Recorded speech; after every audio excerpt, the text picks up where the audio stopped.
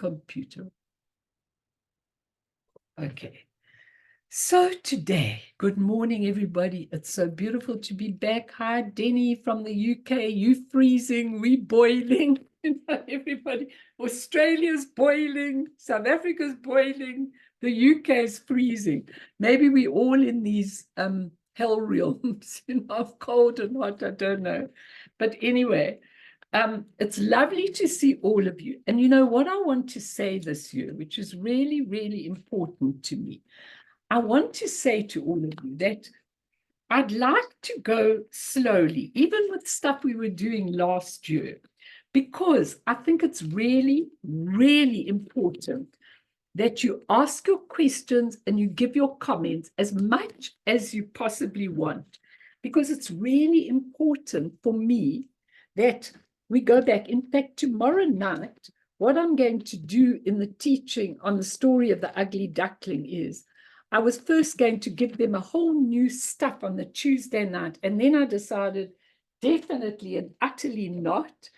I'm going to do a lot of not beginner stuff, but a lot of stuff so people can understand properly. Because what I'm noticing is that people do the Dharma, they learn, they study, they meditate, they do the practices, and their lives don't change.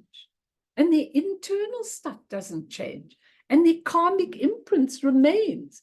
And that for me is so important this year. I really feel it's a year 2024. We're having a lot of changes in South Africa. And I really feel it is a year that we have to take the Dharma and apply it to our lives so that we clean out and we can make enlightenment. For me, that's the most important thing. So I'm going to start with Tatiana's story from the Hopi Nation in Arizona. And this is the story. She sent it to me. Creation said, I want to hide something from the humans until they are ready for it. And the thing I want to hide from them is it's the realization that they create their own reality. The eagle said, give it to me, I'll take it to the moon. Creation said, no, one day they will go there and find it. The salmon said, I will bury it on the bottom of the ocean. Creation said, no, they will go there too. The buffalo said, I will bury it on the Great Plains. The creation said, they will cut into the skin of the earth and find it even there. Grandmother, who lives in the breast of Mother Earth and who has no physical eyes but sees with spiritual eyes, said, put it inside of them. And creation said, it is done. Now, it's really an important story that's why I've done it. I did it once before for the other group last year, but it's a very important story because if you, whatever horrible things you're going through, if you realize that that this whole true nature of mind, where the lotus light palace is, where the copper-colored mountain is inside, not outside. When you realize that, you will do anything it takes to actually get there so that you can be free of absolutely everything. And so that story is really important because I think humans think they are so smart. They've developed everything that there is. They've gone to the moon. They're planning to go to Mars. They're planning to go all over the place. But they have not yet, in any way or any form, found their true nature. And if they found their true nature, then those beautiful qualities, we wouldn't be having wars. We wouldn't be having all these things in any way or any form because they would have found it. And the other little story, tangible human story that I want you to hear is this. A mother and her young son went to the busy marketplace and became separated. After frantically searching for her son throughout the market, his mother finally found him playing next to a stall that sold toys. "Weren't you worried when you got lost?" cried his mother. The boy replied, "I was not lost. I was here all the time." Now, I love that story because basically what we do the whole time is we put our projections onto everything. People put I saw on this trip that I had, this long trip in Australia, that, everyone, my kids, grandchildren, all of that, put their concept of me, their perception of me into their minds and make comments like that, which everybody does. Husbands, wives, everybody makes comments about you the way not only they might like to, not only the way they see you through their impure vision, but also the way they want you to be, in a way, because you're predictable. When you are who you've always been. So many times I hear people saying, "But you, Melanie." And then I go, especially my husband, I think, but then I go, "But I'm not like that anymore. I don't think that anymore." Whatever it is that I could do that could really enhance us and make us happy, I am so willing to do that. I would have fought like a tigress years ago, but I'm so willing to put myself in another position where I could see that these dramas of life are nothing. You have to adapt to them. You have to help people to find their own selves and look where they are. And it's really, really important that we do. Now, I want to study the copper-colored mountain again, because as Karen, who's really studied it a lot, really knows there is so much on practice to actually discover there. And for those of you that weren't here last year, I did 8 sessions on it, and I will check with Nadine if they're all on YouTube, but you can definitely go back and get them because I think they're very important. Why are they important? Not because I'm teaching them, because they show us the external path to go. Everything in this teaching is on 3 different levels, both the path that we go, the practices that we do, the outer pillars and the inner pillars. All of them are on 3 levels. Now, a lot of people need that basic level to go forward in the beginning, okay?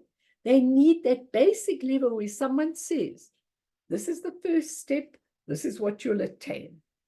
You need to do this, this, and this, and then you'll get there. This is the second step. You need to do this if you want to get there." That is all on that lower level, the level where you are actually, the level where you are actually going on a path to attainment. But when you come to the highest level, there never was a path. Why? Because there was only a blanking out of your reality, an inability to perceive the pure nature of mind. There was only that. And when we understand this, we understand that it is okay if you want to go on a rational, intellectual pathway. You're welcome. You really, really can, and you could do that. Then there's nothing wrong with that. It's just that for some of us, you go to the second level, and the second level is where you are not, you are seeing, starting to see, not on the level of your earthly mind, your ordinary mind, your human intellectual mind, but now you're starting to see things really, really clearer, more real, more pure in their real form. And once you get to the top level, you are already there. All you had to do was clear all the garbage out. And once you clear the garbage out, you are already there. There's no path, there's no names, there's no anything. You just are what you have to be. Now, you know what? What I've realized when I work with people, you see, I'm quite a disciplined person. I'm quite a disciplined person. I will, I will do, if one of the lamas tells me this is what is going to really take you to this, that, and the other, I will sit and do it day after day after day. And even when there isn't a lama to tell me, I will do it anyway, because I really, really, really want to, I want to get there. And if that's the way I can clear out the garbage, then I'm going to do it. But what I've realized so clearly is that a lot of people on this earth plane are not really willing to go the pathway to clear out the obstacles. And that's okay too. But then you've got to be smart. You see, if you don't do any practices, you probably won't be able to understand what that higher level is. But every time you look at the threefold level, Nirmanakaya at the bottom, the Nirmanakaya is the beautiful part that manifests in this samsaric world. The next part is the Sambhogakaya that manifests in pure rainbow light. And the highest one is no manifestation. It's just the beautiful light coming out all the time. And we can recognize it as being our own creation. When they say in the story, creation said, it's creation of your own nature, which is really important. So I really want to say that the whole story of Buddhism is one in which we start externally. Some people don't. Some people don't even start externally. They already knew it and they did it last time around. But because of our huge habit momentum or addiction to duality, and I'm going to talk about this a lot tomorrow, so get the videos if you can't be there, but the duality is when we separate ourselves from that nature and it becomes I, me, myself against all the beings in the world. And as soon as we go into duality, we can't understand. Then it becomes God over there and me over here. And we don't have the power and we are subject to whatever God's laws are, whatever external things, and we want this one to be like that and we want that one to be like that. Now, I just want to read you a tiny bit from one of the most beautiful masters that ever walked this earth plane, Dajjam Lingpa. And when you read about him, I mean, those of you who really want to read his life story, you can read it in a most beautiful book called A Clear Mirror. It's really a special book, and I think a lot of you will understand it. It's called A Clear Mirror. But one day when Dajjam Lingpa was meditating, one of the dakinis came and took him on a journey to the copper-colored mountain. Now we have to ask the question, did he go on a journey to the copper-colored mountain? Yes, in his mind, he went on a journey, but actually that journey is internal. That's what's so beautiful about it. And when I've told you about this, I'm going to throw it open and question me. I don't care if you question me about karma. I don't care if you question me about your doubts. I don't care if you question me on anything. You must get there this year. And so this Dakini takes him on a visit to the copper-colored mountain. And as they're flying over, they come to all the ogre lands. And he meets the leaders of these ogre lands. Now, a lot of you would go, okay. But he already knows that the ogre leaders are really wisdom leaders. They really are amazing beings, but they are presenting themselves as ogres. Because why? Because I can understand their desperation to get us cleaned up. So if they present themselves in beautiful form, which Padmasambhava does, he presents himself in ugly form and beautiful form. And when they present themselves in these forms, it shakes people up. And then people start questioning themselves. And as soon as you question yourself, you start to see, why am I doing this habit? Why do I keep responding like this? Why am I learning the Dharma? But every time something happens to me, I get hysterical, or I pull out of it, or I don't go and confront it. Every time I see the ogre in me, do I run away? And eventually, she takes him to Padmasambhava. Of course, those are all emanations of Padmasambhava. Around the copper-colored mountain are all these ugly ogre plains, realms, and you can't get stuck there. Because if you can't see through them, you've got to see through them without fear. False evidence appearing real. Fear, false evidence appearing real. You've got to go through them and get there very, very quickly. You've got to see, hang on, this is not real. My anger, my jealousy, my lack of what I want, my craving, my attachment, this is all not real. Okay, it's not real. I've got to go past it. I've got to get there. I've really, really got to get there. And so it's really important. The sun is unbelievable. I don't know what to do with it. I'm going to mess my computer. Anyway, now he goes to Padmasambhava in his beautiful copper-colored mountain, Dajjamlingpa. And this is, he has a lot of talking, but I've just put out some of the essential points. He says, Padmasambhava says to him in his beautiful lotus palace, now sit here and listen well. These days, and we're talking about in the 19th century. So imagine if he was talking to us now in the, what are we, the 23rd, or is it the other way around, whatever century we're in? It's a hell of a lot longer and worse. He says, we've arrived at an evil era when the 5 forms of degeneration are rampant. I won't go into them. Therefore, teach, he says to him, the innermost essence of the sacred pith instructions to individuals connected to you through their aspirations and their karma, and give all the empowerments and transmissions of the profound teachings in their entirety, and come to understand the meaning, what we did in the prayer, of direct crossing, and how the whole primordial purity expresses itself in pure luminous things. And he says, teach the sacred instructions that directly get rid of negative circumstances. And he tells him about the chur practice. Feed those demons, feed those demons, feed those demons. So when you know you've got a demon, don't fight against it and say, I've got to get away from it.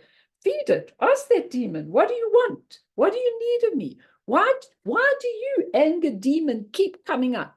Why do you, dissatisfied demon, keep coming up? What do you want? How can I help you? How can I feed you? How can we be friends together? You're using that in order to get there. And he says, these days, the decline of the secret mantra's supreme approach, that's the Vajrayana's approach, is entirely due to the weakness of sentient beings' positive karma and merit. They don't have it.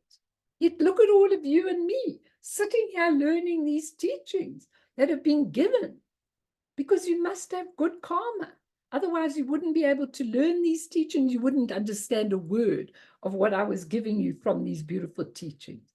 He says their teachers delight in and consider the best and teach to others the paths of lesser spiritual approaches in which the concept of the rational intellectual mind are valued with attachment.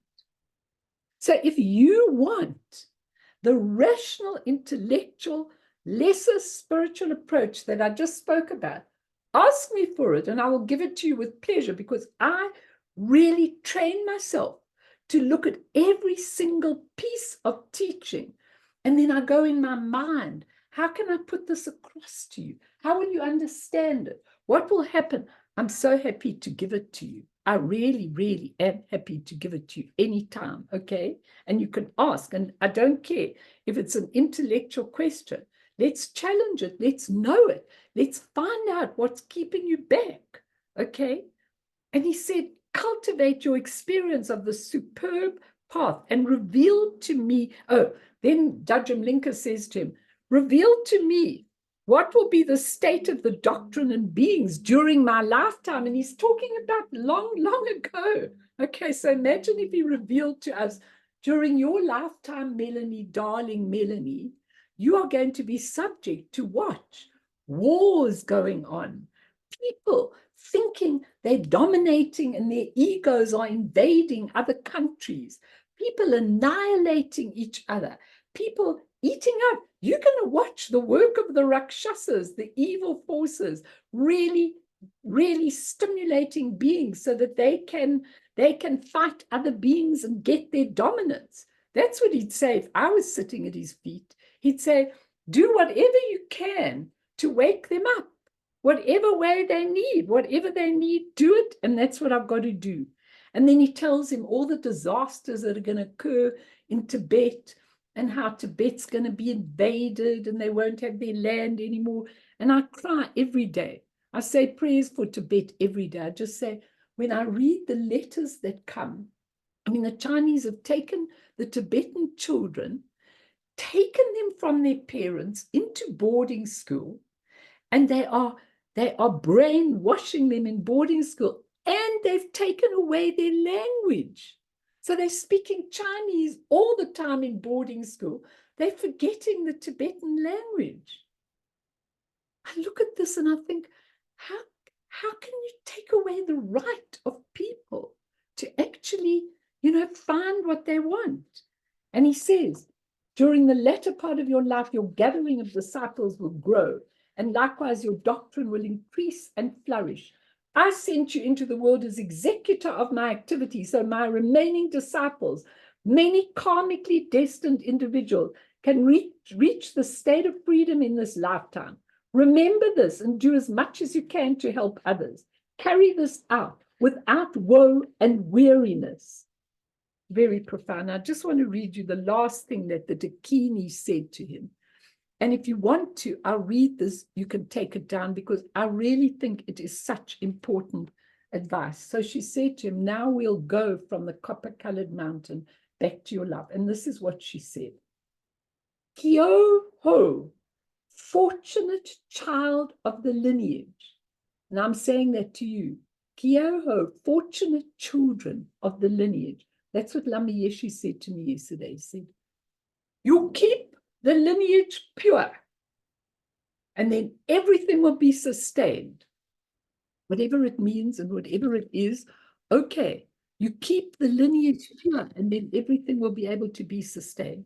She says, Kyo, fortunate child of the lineage, in the false outlines of this dreamscape's appearance, the false outlines of this dreamscape's appearances, there's no such thing as either going or staying. Appearances change right where they are. Focus on basic space and awaken into basic space. Do you understand? He says, then she dissolved into me, and I turned my attention to the basic space of awareness, then woke up. And at the bottom of the book, I wrote, wow, what precious, precious teaching. So let me hear what you say, because I'm going to go, but I think this basic thing that I've given you is really, really important before I can take you from outer to inner. So comments, questions, whatever you want, just ask. This is the time. I want you to really understand that. I really want you to understand that. Anyone? Oh, everything is so hot here. I'm trying to take my phone out of the heat, everything. Right, anybody? I'm waiting for you. I've got time. Don't be afraid. Ask, comment. Nicola, come on, you start off. You've always got something. It's lovely to be back and hearing all of this, because it's just this constant reinforcement and reminder. You know, that quote you just read from the Dakini, that constant coming back to that space, to that, just turning into, I don't know how to say it, but just turning towards what's really important and not getting distracted from so many distractions that are out there around us all the time. And how do you do that? Because unfortunately, what I've seen in the last week and two, I mean, I couldn't believe it. I thought I'm coming back to a really quiet time. Nobody will want me anymore. Nobody will do anything anymore. I didn't even put this on today. And you know what? Do you know what I found? You can't believe the people that are contacting me in dire straits and just asking me. And I have to be direct. I have to get people to wake up. I think what this Dakini is saying about the going, there's no such thing as either going or staying. It's all happening right there. Karen, talk to us. Okay, it's not allowing me to write, but if anybody wants a copy of a clear mirror, I've got it. And then there you can get it on email if you like reading it like that. I hate reading it like that. But what happens when I get distracted, it's like boom. Dzogchen Ponlop Rinpoche said, look for your mind, because let's say we all know everything is mind. Look for your mind, but don't look too far. And then that's like a like an aha moment, because then you are brought back. If that helps anyone. Brilliant. So tell us how you do it. So when your mind is going. When I find I'm distracted, or even when the family starts with me, or, they've all been here, and I just, and I can feel it.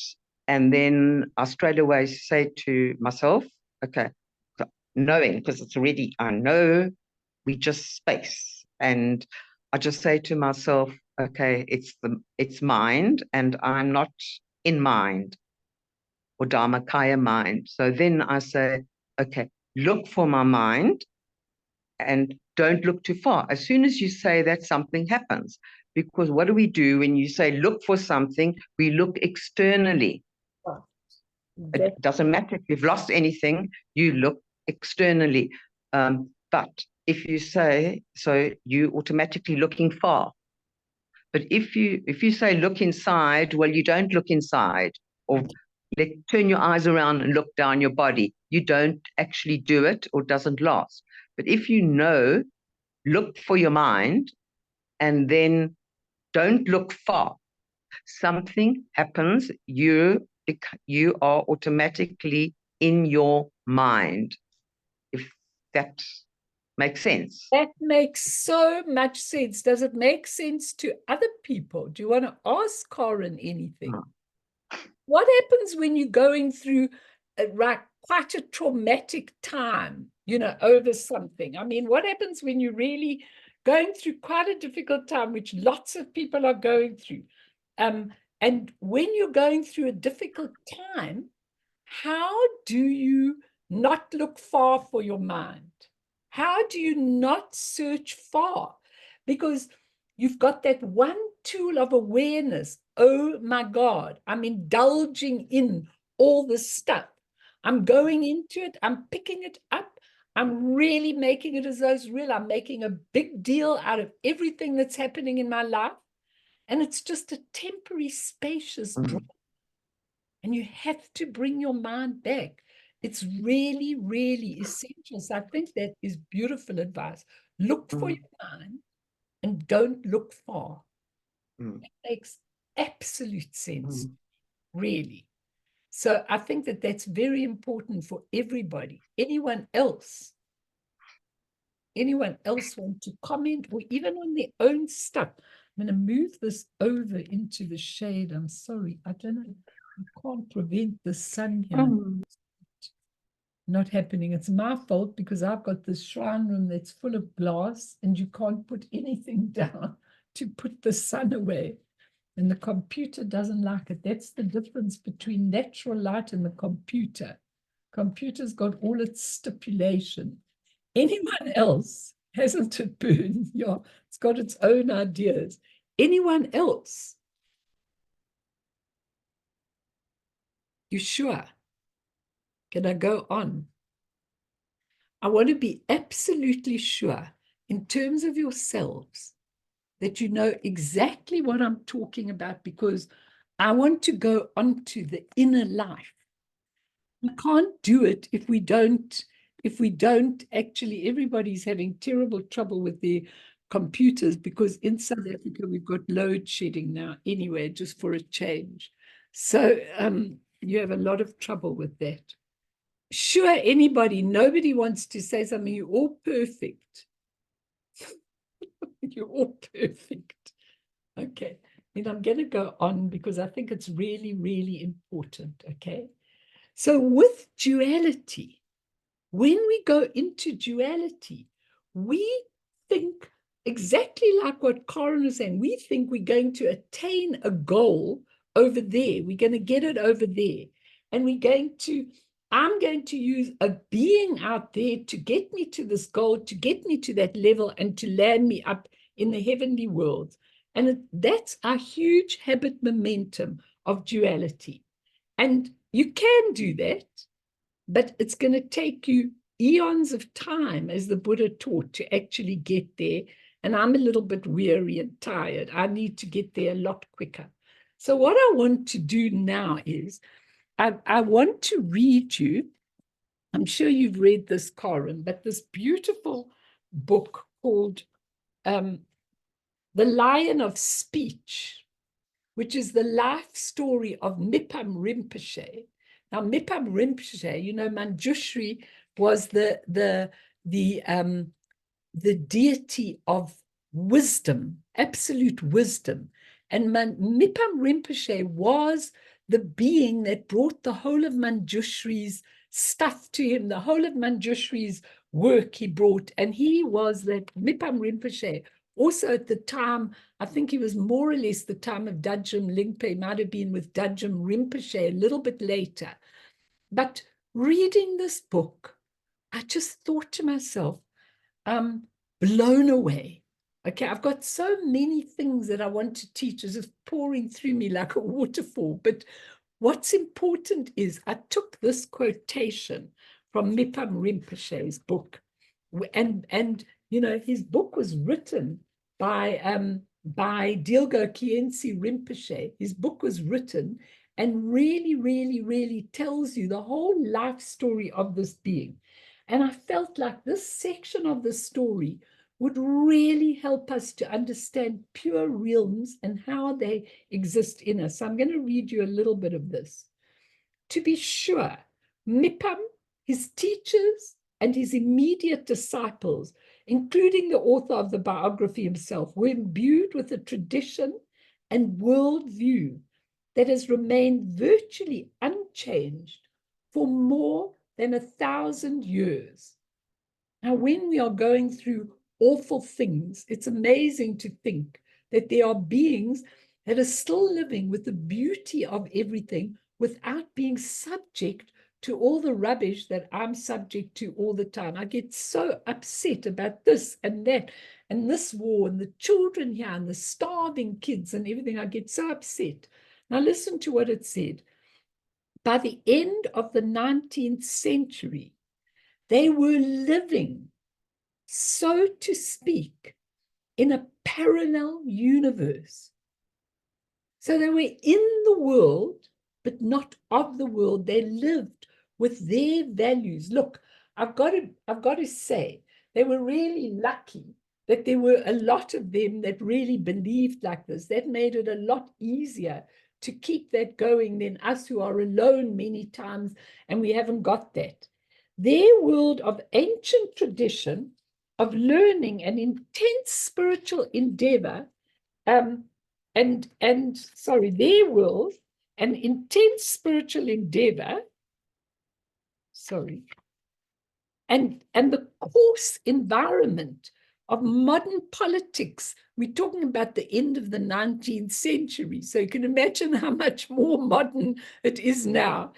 And international relations were merely juxtaposed. In other words, the way they saw the world and the ugly world of everything else were just juxtaposed. They were living on this planet with all the ugliness, and yet they could still be absolutely free and live with their particular values.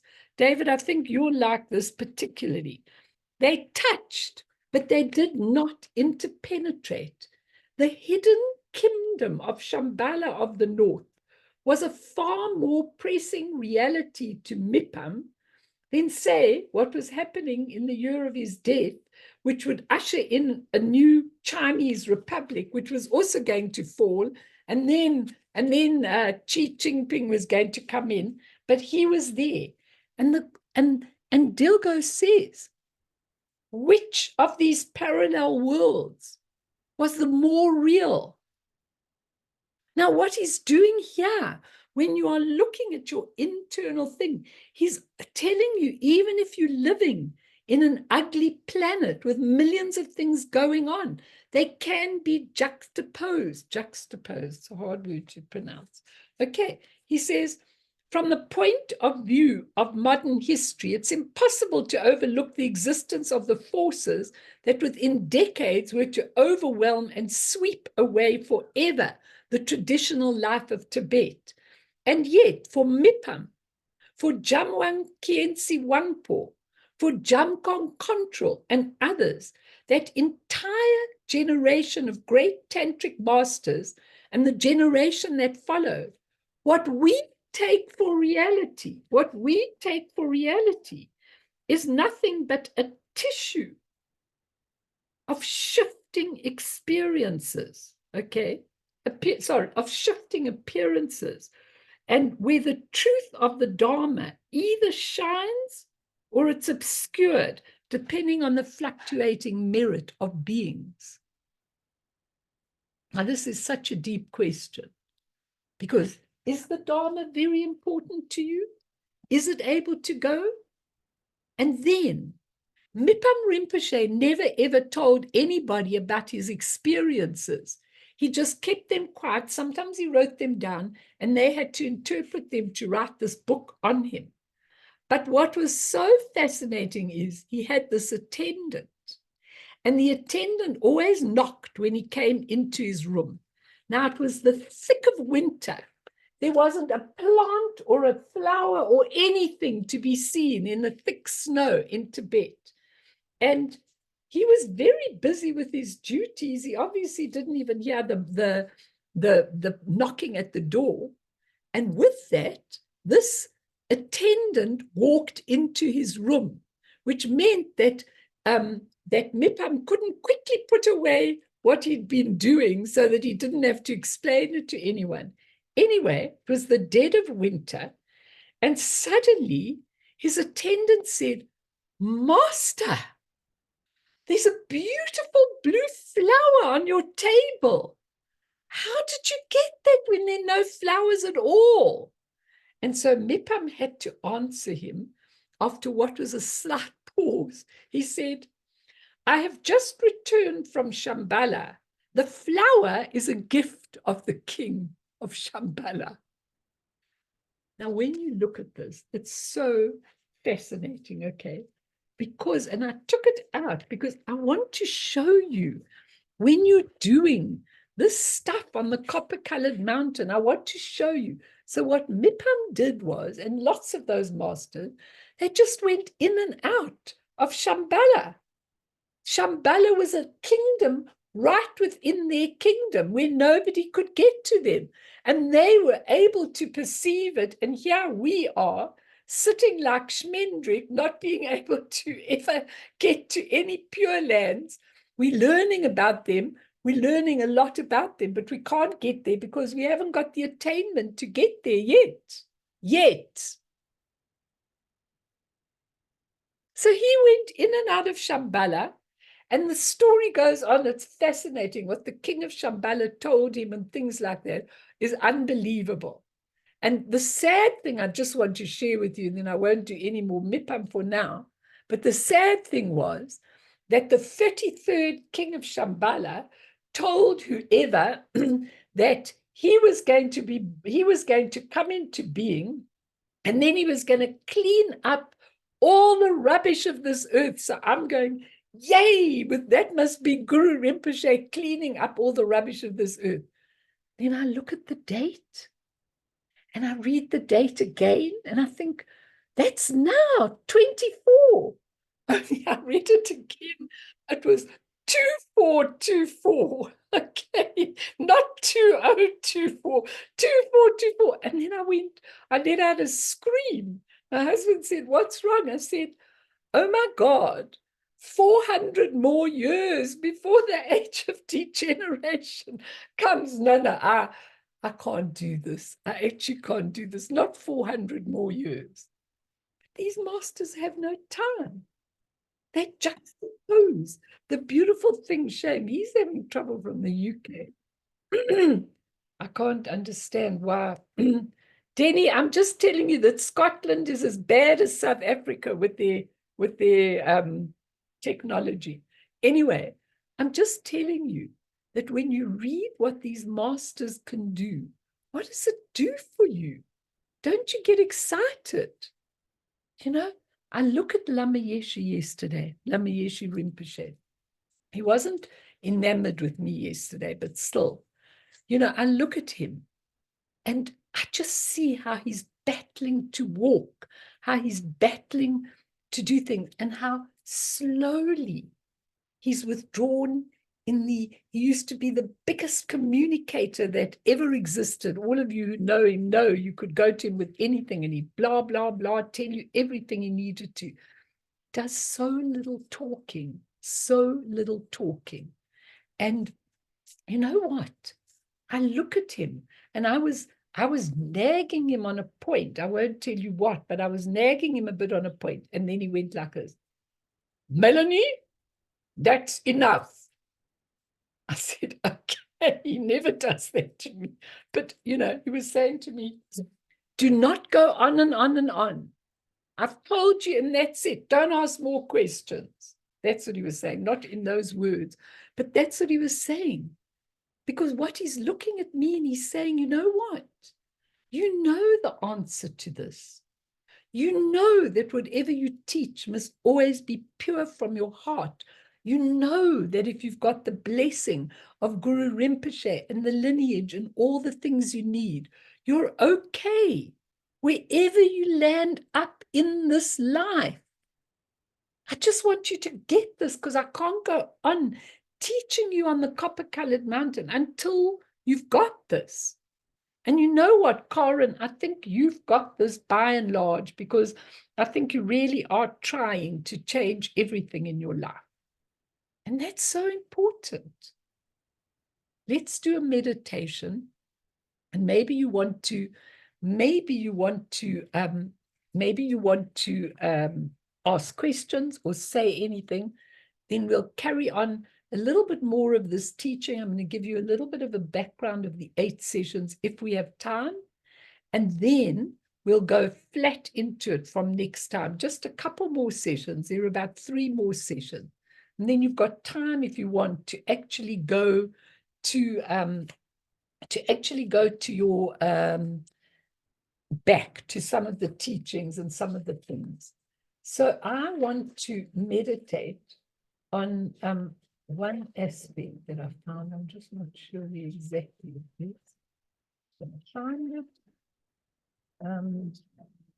So I want you to get into your meditation position. And I want you to breathe in to the count of 3 or 4, out to the count of 3 or 4. I want you to look at your wandering mind. I want your mind to just be where it is, nowhere else. And I want you to check where your mind is. So if your mind is thinking about where you're going afterwards, you've lost it. If your mind is thinking about how tired you are today, you've lost it. If your mind is thinking about, can I do this? Will I be able to? No. Bring your mind, your awareness, let's call it awareness, spacious awareness, back to the breath. And to be able to keep it, you have to let go of the little balloons you're holding on to. If Bern is thinking, I wonder what I'm going to do with my computer, forget it. Let it go up the balloon. If you're thinking, I wonder if I'll ever get over my habit of jealousy, anger, wanting more desire, I wonder if I'll get over it, let it be. Not let it go because there's nothing to let go. Just let it be. And bring your mind back to this very moment. As you breathe in and out. And you look where your mind is. If it's far, bring it back.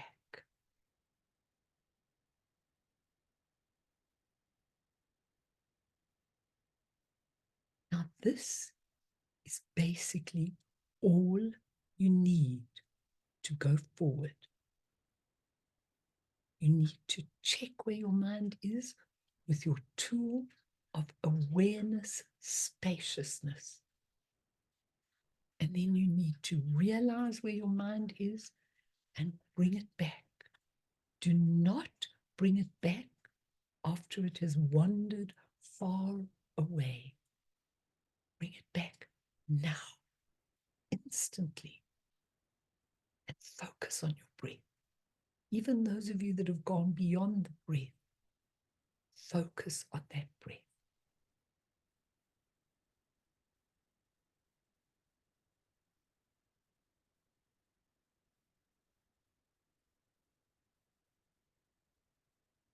And when you have done it, I'm going to leave you with one sentence to ponder.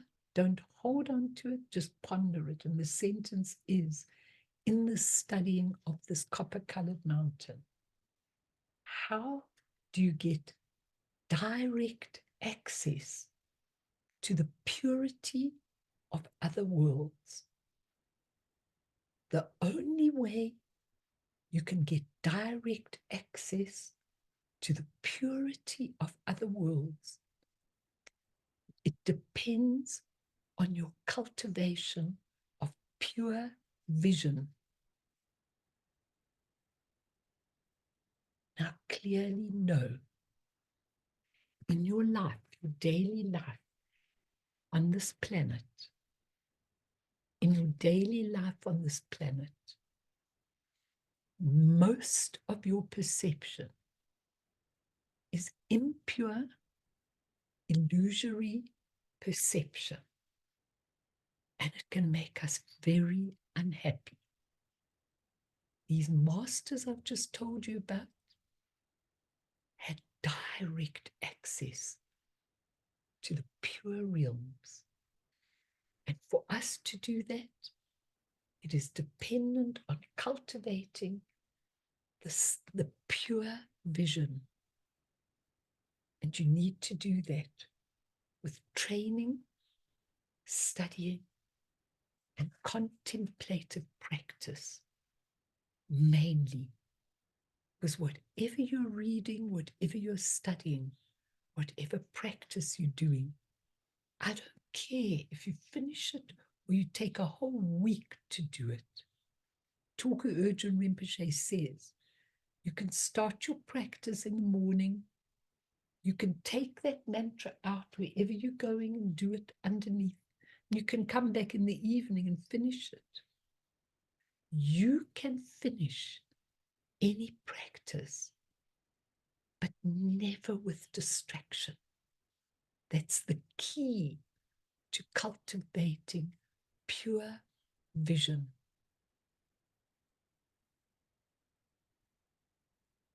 And you'll never cultivate pure vision if you're hanging on to all the aspects of your thoughts and feelings and everything else, your perversions, you'll never be able to do it. So your practice is, do not let your mind wander far. Do not let your mind indulge in whatever is coming up. Let it be. Let it be. And bring the mind back to your breath. And realize cultivating pure vision may not come easily right in the beginning, but eventually we can all cultivate that pure vision. Practice, devotion, contemplation, understanding, and no limitations. No limitations. Bring your mind back to the breath. Breathe in to the count of 3 or 4 out. Relax your physical body. Relax everything, your emotions, your thoughts, your physicality, your expectation. Relax, relax. Let it be, let it be.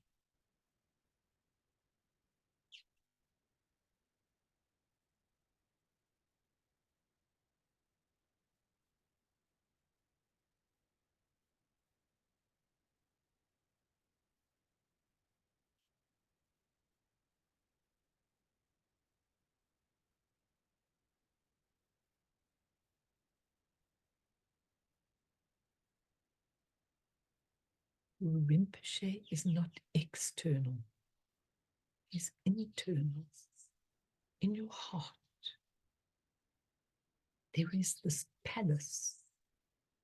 And the palace has 3 stories. Always. One for this realm, one for the pure Sambucakai realms with the beautiful, absolutely beautiful colored expression of the elements. And the top level is absolutely pure space, where the teaching is just symbolic, where the teacher and those around him are his own creations, and they all have the ability to tune in on the same level, the Dharmakaya level.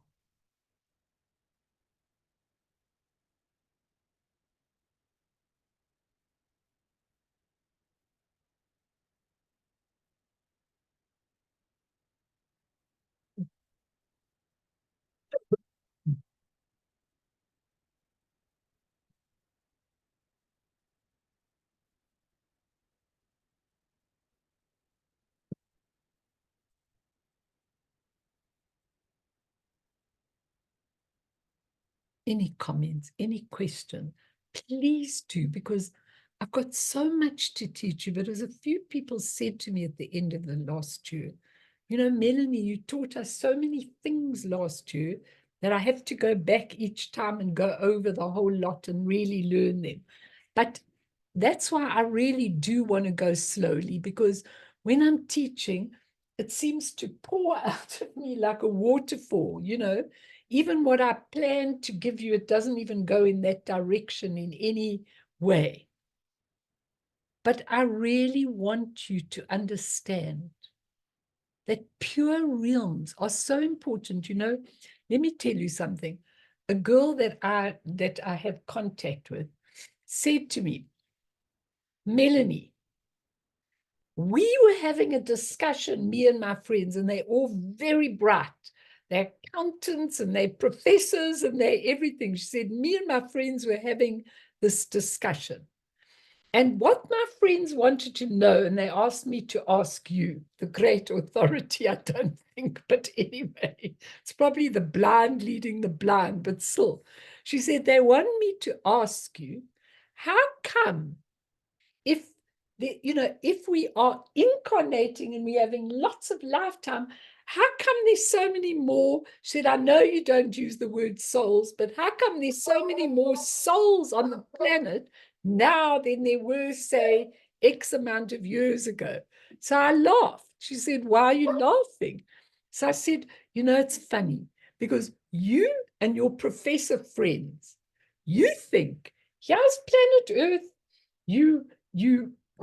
at least they've got to the point where they agree that you come into embodiment, you take on your lifetime, and then you go, and then you come again. But please don't limit yourself to that. I said, can you imagine how many realms there are in the human realm? There are realms and realms and realms, and there are realms and realms and realms going down. The hell realms have got hundreds of different levels. Every single realm, the hungry ghosts, they've all got hundreds of different things. Then there are the pure realms, like I'm telling you the story of Manjushri. So my darling, if you really want a full answer, you go back to your friends and you tell them, Google cosmology, okay? Because if you Google cosmology, I don't know if you're going to find anything. I can give you literature to read from Tuku Urchin Rinpoche on cosmology. But cosmology tells you that where we are, it's like not even the top of a pinhead. It's so minute. It's like there's a sandpit of realms, and we only looking at one realm from our impure, illusory perception. I said, so if you want to work with me and if you want to learn with me, you're going to have to broaden you and your friends with their intellectual things. You're going to have to broaden yourself. Otherwise, my answers are not going to satisfy you. So her remark back was, wow, thank you. I mean, at least she's prepared to look at it. But what do you say? What we know is so little. When the Buddha stood up, I mean, that's what Taisitu Rinpoche says. He says, if you go to a scientist and you say to the scientist, you're an expert in atoms, but tell me something. Do you know everything there is to know about atoms? If the scientist is honest, he'll say, oh, I know a lot about atoms, but no, I don't know everything there is to know about atoms. So Taisitu Rinpoche says, so we need to have respect for the scientist. Okay, we need to have respect because he knows a lot about atoms. But do we have devotion to him? No, because a Buddha, leave the word Buddha out and put an awakened being. An awakened being knows everything about everything. I mean, imagine if we didn't have to blooming study at universities to know all these things, really. Just think about what I'm saying. I hope I'm not shocking you. Kaveh, are you still there? My new little one from Australia. Are you there, Kaveh? He's probably fallen asleep or something. I don't know. Are you there? I want to know. Okay, yes, I am. Sorry about the video. I had to change devices. Yes, I'm here. Okay. And do you want to say anything? Because you've got a lot to say about everything. Do you want to say anything? Thank you. Look, this is a whole world of Tibetan Buddhism and its cosmology, Yeah. and ontology and stuff. So it's rather new to me as someone who's got a lot of Buddhism Wonderful. background, but Wonderful. I'm trying to understand how much of it to understand kind of symbolically and how much of it is meant literally. For example, the different realms. Yeah, that's where my mind was. I love that because you know what? What you're asking is brilliant because basically, how much is literal and how much is figurative? How much is symbolic? How much is everything? Well, if I take this watch and I ask you, is this a real watch? Is this watch real? Okay. So now yes, it's definitely real in a sense, on a level. It definitely tells me the time of what we're doing, and it's very, very useful for me on this plane. But if I were to look at this with pure perception, it would dissolve into atoms. You're a doctor, you should know that. It will dissolve into atoms, okay? And eventually, I will be able to see it's no tangible thing. So is it useful on this level? For sure, because without it, we wouldn't have time. But if we took our minds to a zone where there was no more time, this watch would no longer be useful to us, because what would the use be of knowing the time? You know, I'm just trying to show you what you're saying is brilliant, because it's true. It's absolutely true what you're saying. But our minds are conditioned to see this impure, illusory perception. And when people are in dire straits, and I don't have to tell you, you deal with lots of people that are in dire straits. When people are in dire straits, or when they go through intense bereavement, or when they go through terrible times on this planet, suddenly they are looking. They're looking for something else. And when you can show them, hang on, this is just a temporary, transient drama that's going on. There is no solidity to this. It is impermanent. There's absolutely nothing solid in this. Does it mean you don't feel the pain of your bereavement? No, you still feel the pain of what you're going through, but you have a different view. You go to a view where it doesn't matter anymore, no matter what you're going through. I sit with people day in and day out, and I say to them, look at your repetitions, look at your repetition. And I ask them, please look at it, because you're the creator. Those were your creations. So sort them now. They've made imprints, sort them, and get to a point where you really realize you can go beyond this. And that's all I want to tell people, because there's so much suffering. And that's the only way to cure suffering, to take it away. It really is the only way. So think about that, because you've got that brilliant mind, but your mind's also academic, but you've also done wonderful retreats. And so now's your time to just take a leap over the water with me. And let's get there, and you'll see that whatever you're doing on this earth plane will change completely and totally. It's really important. I'll leave you with that. Denny, do you want to say anything? David, do you want to say anything? Betty. Yeah, well, it's for me, one of my approaches to this experience is I'm in this theater, I'm part of the show. I don't need to understand every aspect of it. I'm on board and I'm trusting the process. Brilliant. Thank you, Professor. It's wonderful. You know what? You know what the Buddha said? The Buddha had a handful of leaves, okay? So he said to his disciple, compared to how many leaves there are in the world, how many leaves do I have in the palm of my hand? So the disciples said, you have nothing compared to all the leaves that are falling off the autumn trees now. It's nothing. He said, well, the amount of leaves that I have in this palm of my hand is enough for you to know right now. Beautiful story, that a really beautiful story. And when you're a Buddha, when you're awakened, you'll know everything about everything. But for now, that's more than enough for you. Just get it. And I think what you've just said is absolutely amazing. Really, really important. Very important. And you, Penny?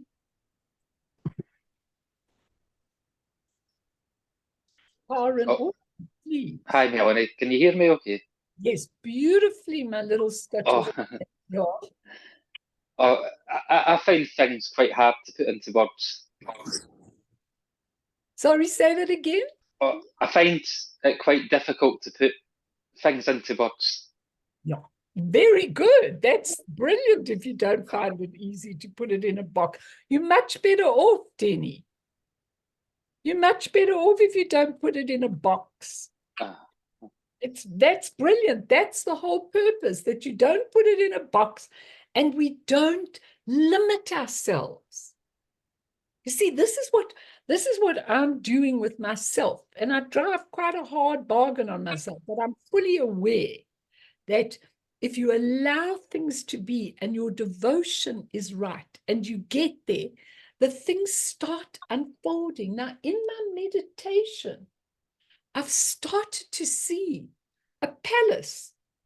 It doesn't look like the palace on the top of Copacabana Mountain, trust me.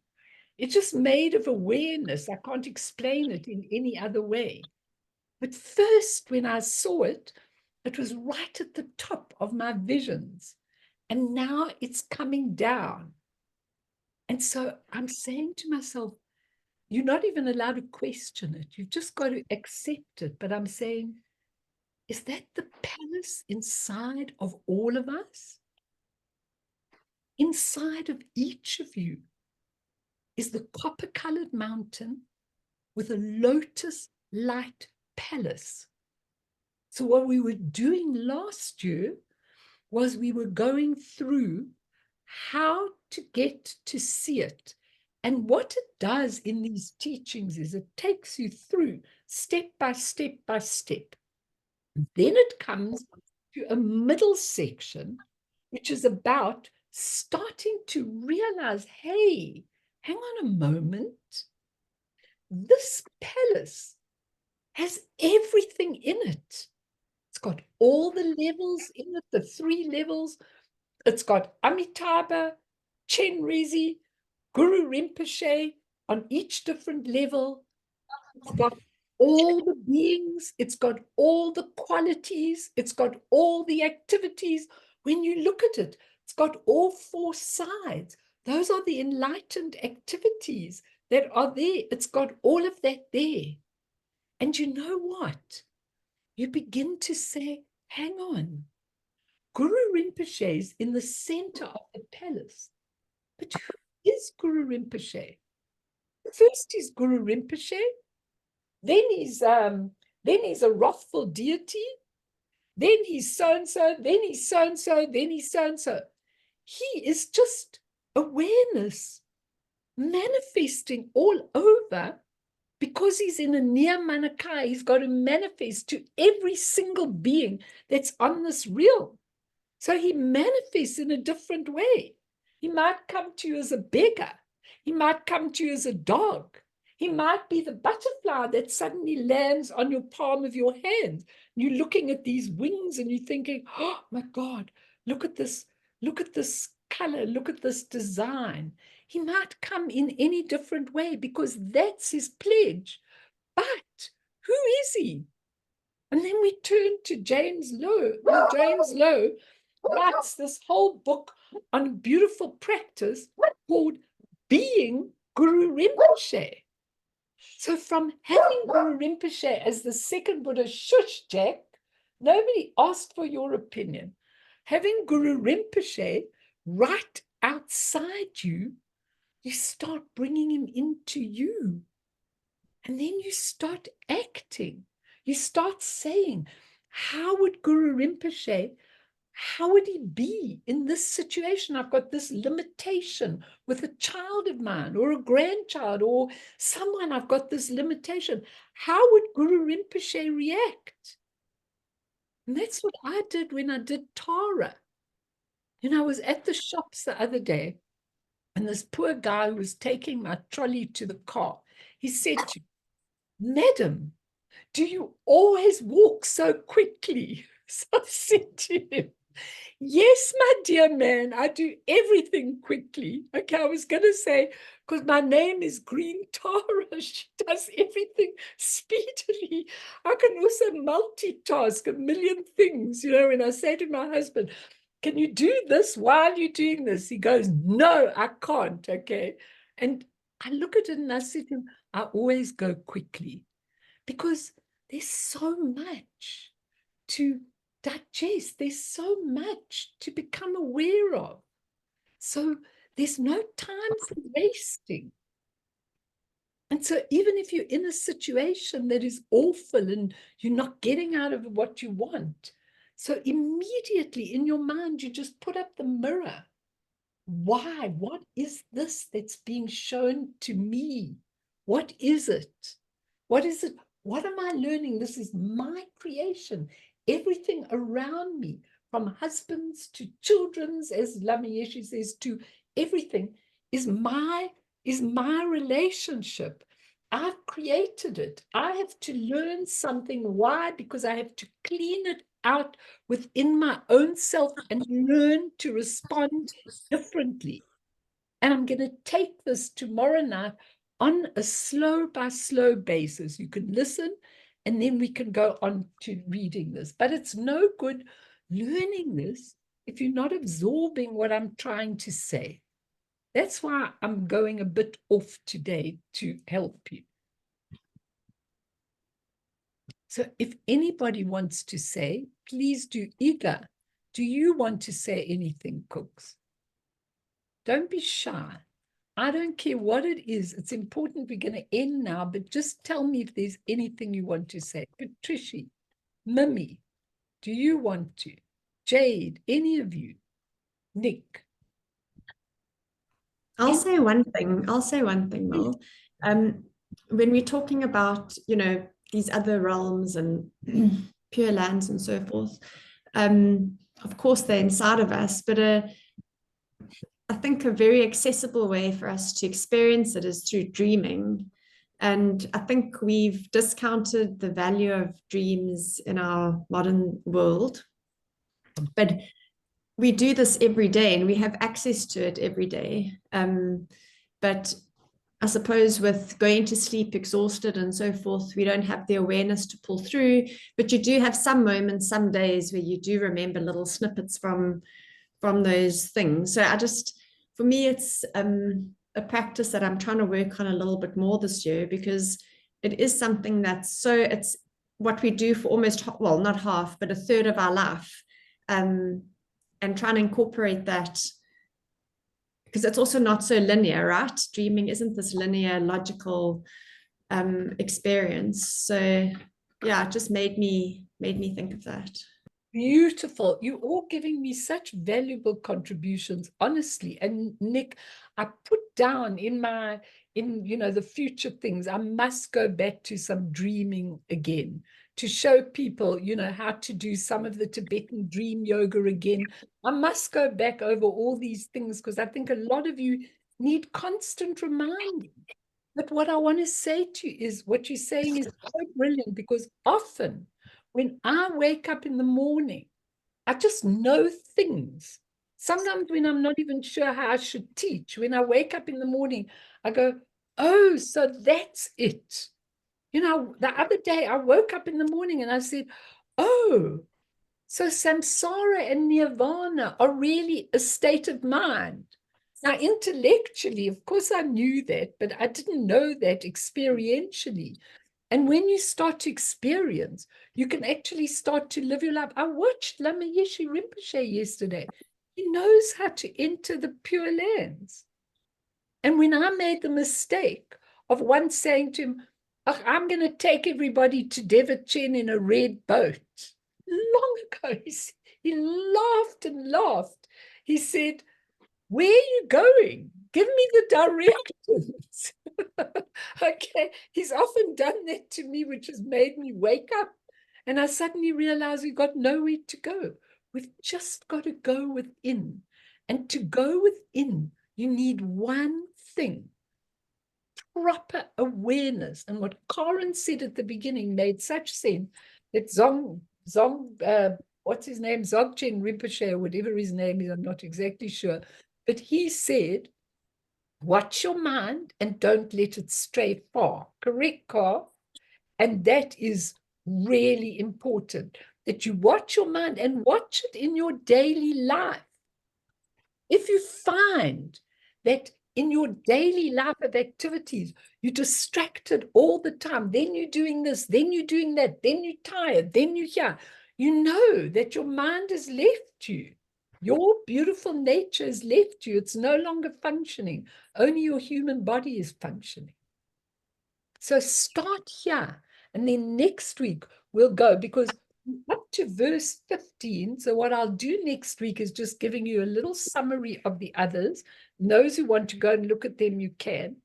And then we're going to go inwards, because you'll be able to see from the inward teaching how vital the Vajrayana practices like Guru Rinpoche, Chen Rezi, Tara, whichever ones you do, how vital they are, because they teach you from the emptiness comes the creation. The creation then goes out with lots of compassion, pure, beautiful light, and comes back into the emptiness again. Once we know that, we're on our journey to really going inside to those pure lands. So let's dedicate, and let's also pray that burn next week, you'll have your you've got to go somewhere and get somebody. Otherwise, maybe you can get out of Nicola. Maybe she can guide you a little bit. But we dedicate to all sentient beings. There is such a vast amount of suffering. It is chronic and tragic. People are suffering so much, and I pray for each and every one of them.